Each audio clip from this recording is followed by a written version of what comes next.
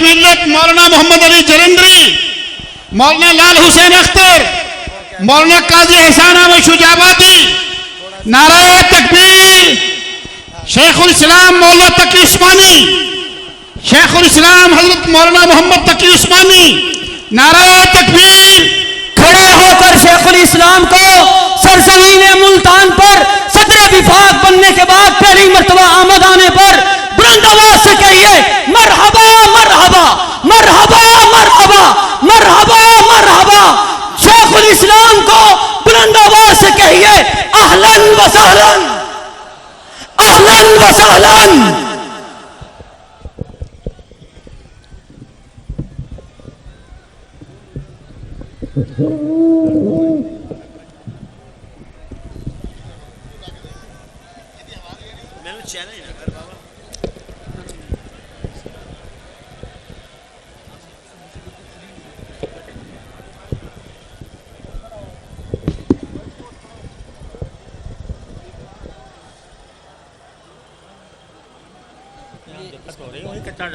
کھڑے ہو کر لوں کوئی بات نہیں۔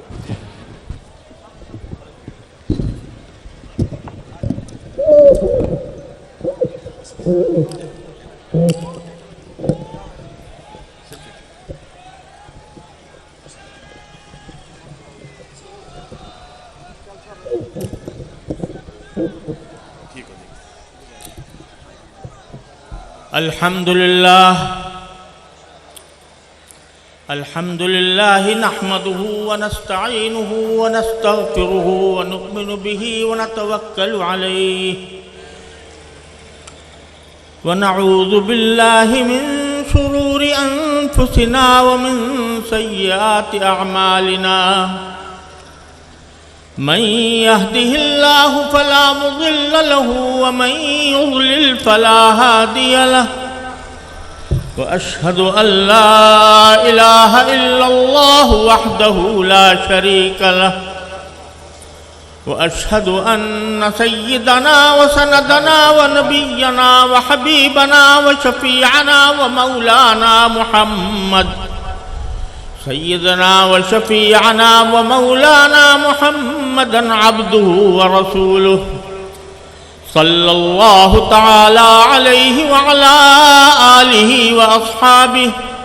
وبارك وسلم تسليما كثيرا أما بعد فقد قال رسول الله صلى الله عليه وسلم لا يؤمن أحدكم حتى أكون أحب إليه من نفسه وماله وولده والناس أجمعين أو كما قال صلى الله عليه وسلم۔ حضرت پیر جناب حافظ خاکوانی صاحب امیر مرکزیہ عالمی مجلس ختم نبوت،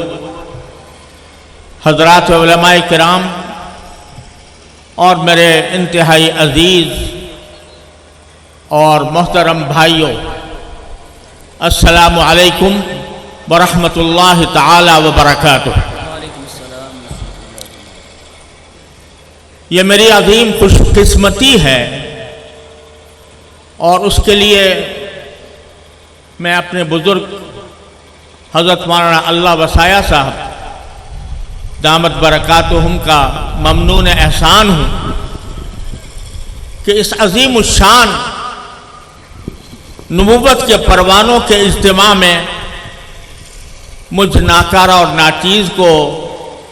انہوں نے شرکت کا شرف عطا فرمایا۔ اللہ تبارک و تعالی ان کو اس کی بہترین جزا دنیا اور آخرت میں عطا فرمائے۔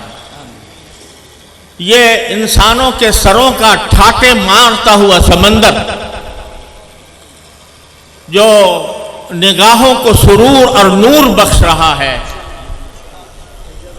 یہ در حقیقت حضور نبی کریم سرور دو عالم محمد مصطفیٰ صلی اللہ تعالی علیہ وسلم کے ساتھ امت مسلمہ کی محبت کا اور رسول کریم سرور دو عالم صلی اللہ علیہ وسلم کے ناموس پر اور آپ کے ختم نبوت کے عقیدے پر اپنی جان و مال اور آبرو نثار کرنے والوں کا مجمع ہے، اور ان کے ساتھ شریک ہو جانا اور ان کی رفاقت میں چند لمحے گزار لینا بھی میں ایک عظیم سعادت سمجھتا ہوں۔ اللہ تبارک و تعالی اس عظیم کانفرنس اور اس کے عظیم اجتماع میں شریک ہونے والے ہر فرد پر اللہ تبارک و تعالی اپنی رحمتوں کی بارش برسائے اور نبی کریم سرور دو عالم صلی اللہ علیہ وسلم کی محبت پر قربان ہونے کا جذبہ عطا فرمائے۔ میں نے ابھی ایک حدیث آپ کے سامنے پڑھی ہے جس میں خود رسول کریم سرور دو عالم صلی اللہ علیہ وسلم نے ارشاد فرمایا کہ تم میں کوئی شخص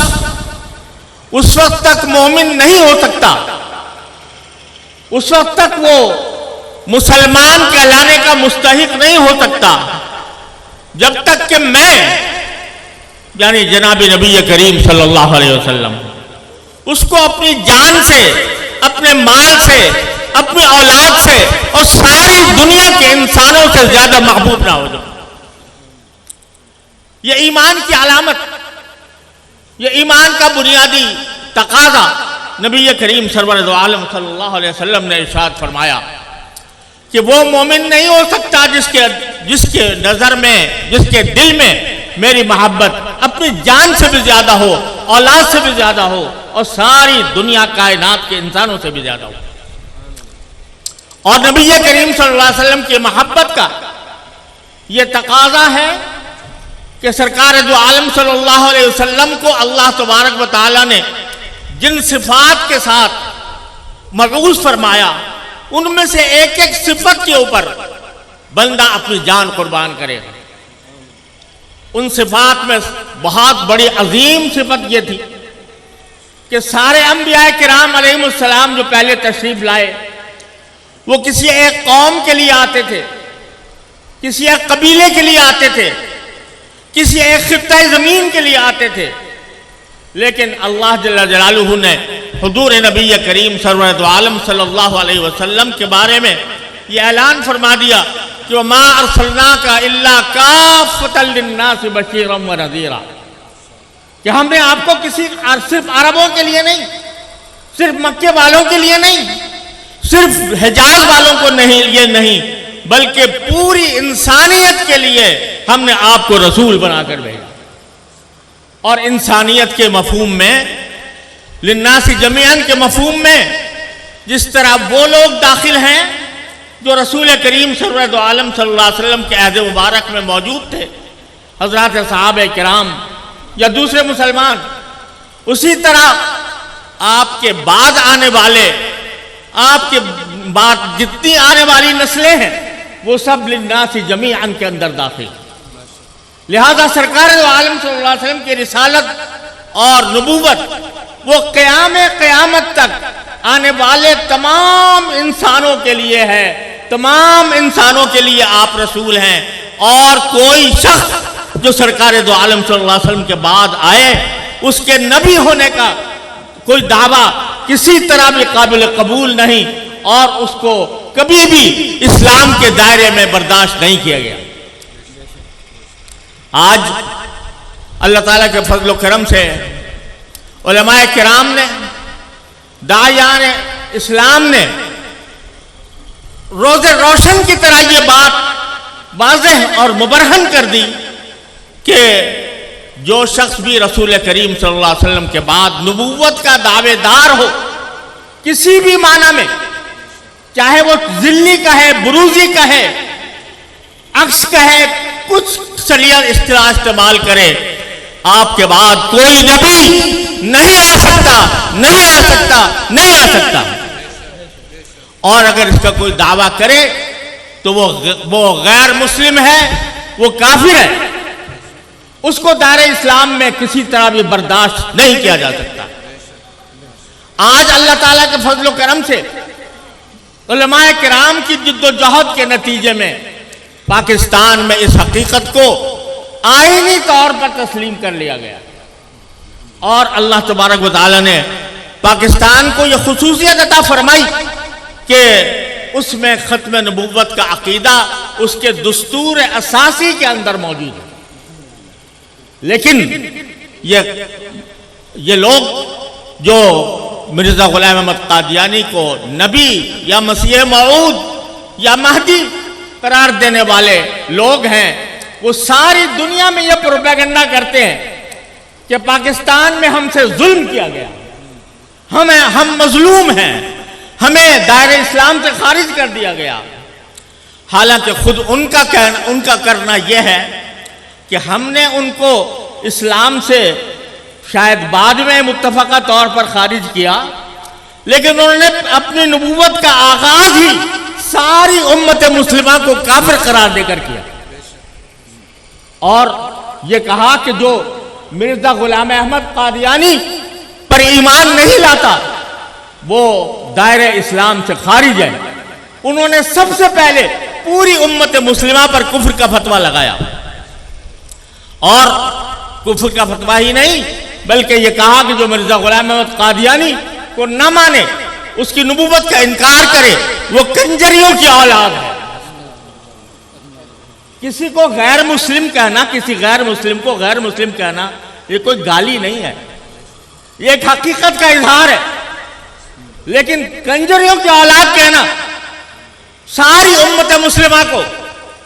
انڈونیشیا سے لے کر مراکش تک پھیلی ہوئی اسلامی دنیا کو انہوں نے نہ صرف کافر کہا بلکہ کنجریوں کی اولاد قرار دیا. تو ظالم وہ ہوئے یا ہم ہوئے؟ مظلوم امت مسلمہ ہے یا وہ تھوڑا چھوٹا سا گروہ ہے؟ امت مسلمہ مظلوم ہے، امت مسلمہ مظلوم ہے. ان کے کلیجوں کو سرکار دو عالم صلی اللہ علیہ وسلم کی ناموس پر حملہ کر کے، آپ کے ختم نبوت پر حملہ کر کے چھلنی کیا گیا، اور اس کے نتیجے میں پوری امت مسلمہ ان کے ظلم و ستم کا شکار رہی. ان کی سیاسی ہتھ کنڈوں نے نہ جانے کتنے حریت پسند مسلمانوں کے راستے میں کانٹے بچھائے، اور ان کے لیے انہوں نے راستے بند کیے، ان کے راہ میں رکاوٹیں کھڑی کی، روڑے اٹکائے. تو ظلم در حقیقت اس شخص نے کیا جس نے سب سے پہلے یہ کہا کہ میں محمد الرسول اللہ صلی اللہ علیہ وسلم کے بعد نبی بن کر آیا ہوں، بلکہ یہ بکواس کی کہ میں عین محمد الرسول اللہ صلی اللہ علیہ وسلم کا مظہر ہوں. العیاذ باللہ. تو اللہ تبارک و تعالیٰ کے فضل و کرم سے ہم کسی پر ظلم نہیں کرتے. ہم حق بات کہتے ہیں اور حق بات کا اعلان کرتے ہیں، اور اس میں ہمیں کبھی کوئی شرمندگی نہیں. لیکن ساتھ ہی ہم یہ سمجھتے ہیں کہ بحیثیت ایک مسلمان کے اور بحیثیت شمع نبوت کے پروانے کے، جہاں ہمیں یہ تعلیم دی گئی ہے کہ سرکار دو عالم صلی اللہ علیہ وسلم کے ناموس کے اوپر اپنی جان، مال، آبرو سب کچھ قربان کر دو، وہاں ہمیں یہ بھی تعلیم دی گئی ہے کہ جو لوگ غلط فہمی کی وجہ سے یا کسی کے بہکانے کی وجہ سے بھٹک گئے ہیں، راستے سے بھٹک گئے ہیں، تو ان کو دعوت دینا بھی ہمارا کام ہے. ادعو الی سبیل ربک بالحکمت والموعظۃ الحسنہ وجادلہم باللتی ہی احسن. اللہ تعالیٰ فرماتے ہیں کہ اپنے رب کے راستے کی طرف لوگوں کو دعوت دو نصیحت کے ذریعے، اور اچھی نصیحت کے ذریعے اور حکمت کے ذریعے، اور جب جدال کا وقت آئے تو جادلہم باللتی ہی احسن، ان کو احسن طریقے سے ان کے ساتھ مناظرہ کرو یا مباحثہ کرو یا جدال کرو. لہذا میں یہ گزارش کرتا ہوں، اس میں کوئی شک نہیں کہ جو لوگ اپنے آپ کو غیر مسلم ہونے کے باوجود اپنے آپ کو مسلمان قرار دیتے ہیں اور لوگوں کو دھوکہ دیتے ہیں، ان کی مصنوعات کا اگر بائیکاٹ پاکستان کے اندر یہ کرنا چاہیے. لیکن ساتھ ساتھ ہمارا یہ بھی فرض ہے کہ اگر آپ کسی کو دیکھیں کہ وہ ان کے جال میں پھنس رہا ہے اور ان کے پھیلائے ہوئے فتنے کے اندر مبتلا ہو رہا ہے، تو بحیثیت ایک مسلمان کے ہمارا فرض ہے کہ ہم اس کو محبت سے، پیار سے اور حکمت کے ساتھ اور موعظہ حسنہ کے ساتھ اس کو اسلام کی طرف واپس لانے کی دعوت دیں اور اسلام کی طرف واپس لائیں اور ان کو در حقیقت صحیح معنی میں مسلمان بنائیں۔ تو میں اس عظیم اجتماع سے کے اندر جمع ہونے والوں سے یہ اپیل کرتا ہوں کہ جب کبھی آپ کو موقع ملے اور کسی ایسے شخص کا آپ کا مقابلہ ہو یا ایسے شخص کے ساتھ آپ ایسے شخص کو پائیں جو غلط فہمی کی وجہ سے اس راستے پر پڑ گیا ہے، اس کو دعوت دیں اسلام کی، صحیح اسلام کی، اور اس کے لیے الحمدللہ علماء کرام نے اتنا بڑا لٹریچر فراہم کر دیا ہے کہ اس کے بعد کسی مزید دلیل کی ضرورت نہیں رہتی۔ جب قومی اسمبلی میں یہ معاملہ زیر بحث تھا تو اس وقت علماء کرام نے متفقہ طور پر ان کے تمام اعتراضات کا، تمام دلائل کا مدلل جواب دیا، اور اس سے پہلے بھی بے شمار سینکڑوں کتابیں اس موضوع پر لکھی گئی ہیں۔ ایک مسلمان کو ان سب سے باخبر ہونا چاہیے۔ میں دیکھتا ہوں کہ بہت سے مرزائی وہ چاہے ان کے علماء میں داخل نہ ہوں لیکن وہ اپنے مذہب کی اتنی معلومات رکھتے ہیں کہ اگر کبھی کسی مسلمان سے واسطہ پیش آ جائے تو وہ اس کو دھوکہ دے کر جدل سے کام لے کر اس کو غیر مسلم بنانے کی کوشش کرتے ہیں۔ تو ہم میں سے ہر ایک کو بھی اس کام کے لیے بھی تیار رہنا چاہیے کہ اللہ تبارک و تعالیٰ اگر موقع عطا فرمائے تو ہم ان کو اسلام کی طرف دعوت دیں۔ اور دوسری بات یہ ہے کہ آج الحمدللہ پاکستان میں تو آئینی طور پر یہ حقیقت تسلیم کر لی گئی، اگرچہ بہت سے کلیدی مناصب پر اب بھی بہت سے غیر مسلم قادیانی موجود ہیں، لیکن کم از کم آئینی طور پر یہ مسلم، اور یہاں پر لوگوں کو دھوکہ دینے کے مواقع کم ہیں۔ لیکن جب میں کبھی یورپ کا سفر پر جاتا ہوں وہاں میں دیکھتا ہوں کہ جرمنی میں، اٹلی میں، فرانس میں، برطانیہ میں اور یورپ کے دوسرے ملکوں میں اور اسی طرح نیوزی لینڈ اور آسٹریلیا میں اور فجی آئی لینڈ میں ان کے تبلیغی مراکز قائم ہیں اور وہاں ان کی دعوت و تبلیغ کا سلسلہ جاری ہے۔ ہمارا یہ فریضہ ہے کہ ان لوگوں کو جو ان کے دجل و فریب کا شکار ہوتے ہیں اور ان سے متاثر ہو کر العیاذ باللہ وہ اسلام کی غلط تعبیر کو حق سمجھتے ہیں، ان تک اپنے ختم نبوت کا پیغام ان کی زبان میں پہنچائیں، ان کے اسلوب میں پہنچائیں اور ان کے اوپر یہ واضح کریں کہ یہ در حقیقت اسلام نہیں ہے، یہ نبی کریم سرور دو عالم صلی اللہ علیہ وسلم کے ساتھ غداری ہے۔ اس بات کا ان کو فہم عطا کریں، ان کو سمجھ عطا کریں، اس کا ایسا ہم لٹریچر تیار کریں، ایسے ہم داعی تیار کریں کہ جو ان علاقوں میں جا کر ان کی زبان میں ان کی تردید کریں اور لوگوں کو کا ایمان خطرے میں پڑنے سے بچائیں۔ میں آپ حضرات سے اپیل کرتا ہوں کہ عالمی مجلس تحفظ ختم نبوت ایک عظیم تنظیم ہے اور یہ تنظیم ایسی ہے کہ جس کا بڑا شاندار ماضی ہے اور اس نے الحمدللہ ختم نبوت کے عقیدے کو مسلمانوں کے دلوں میں پیوست اور مستحکم کرنے کے لیے غیر معمولی جد و جہد کی، اپنی زبانی بھی، تحریری بھی اور مناظرے کے اعتبار سے بھی، مجادلے کے اعتبار سے بھی، ہر اعتبار سے الحمدللہ اس تنظیم نے ایسی محنت کی ہے جس کے نتیجے میں آج اتنا بڑا اجتماع ختم نبوت کے نام پر منعقد ہو رہا ہے۔ میں بھی مولانا حنیف صاحب جالندری صاحب فرما رہے تھے کہ میں نے اس جگہ پر بہت سے اجتماعات دیکھے ہیں لیکن اتنا بڑا اجتماع اس سے پہلے کبھی نہیں دیکھا۔ نعرہ تکبیر، تاجدار ختم نبوت، عالمی مجلس تحفظ ختم نبوت، اکابرین علماء ختم نبوت۔ تو الحمدللہ اس تنظیم نے ختم نبوت کے عقیدے کے تحفظ کے لیے اور مسلمانوں کے دلوں میں اس کو پیوست کرنے کے لیے عظیم خدمات انجام دی ہیں۔ اب مسلمانوں کا فریضہ ہے کہ اس تنظیم کے ساتھ تعاون کریں اور ایسا تعاون کریں جس کی بنیاد پر دنیا کے ہر خطے میں، ہر ملک میں ان کی شاخیں قائم ہیں اور ان کے داعی جائیں اور ان کا لٹریچر وہاں پر ان کی زبان میں تیار کیا جائے۔ اگر آپ حضرات اس تنظیم کے ساتھ تعاون کریں گے اور اس تنظیم کو اپنے اوقات دیں گے، اپنا روپیہ دیں گے، اپنا مال دیں گے،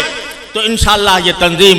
اس قابل ہوگی کہ دنیا کی آخری حدود تک ختم نبوت کا پیغام پہنچائے۔ اللہ تبارک و تعالی اس کو بھی اس کی توفیق عطا فرمائے اور ہم سب کو اس کی توفیق عطا فرمائے۔ وآخر دعوانا الحمدللہ رب العالمین۔